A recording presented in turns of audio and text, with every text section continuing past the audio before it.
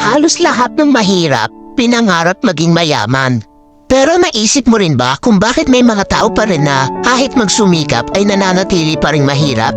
Dahil kailangan talaga ng mahirap sa lipunan. Isipin mo kung lahat ng tao ay mayaman na, sa tingin mo ba may mga construction worker pa na magtitiis sa initan para lang kumita? Kung mayaman na silang lahat, sino pang gagawa ng bahay?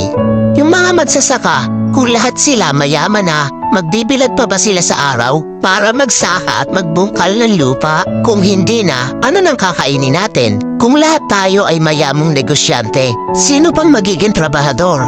Mas marami mang mahirap sa lipunan, pero sa totoo lang, sila ang higit na kapakipakinabang. Bakit? Dahil mas marami silang alam na trabaho na pinakikinabangan ng mayayaman. Tulad ng isang kumpanya, hindi iyon magiging maunlad kung walang mga empleyado. Kahit na gaano kahirap ang trabaho sa isang kumpanya, kahit na masama pang ugali na nagpapatrabaho, di ba natitiis ng taong gipit? Lalo na kung may binubuhay na pamilya. At higit sa lahat, hindi mo makikita ang tunay na mapagbigay at matulungin sa kapwa kung walang mahirap na tinutulungan.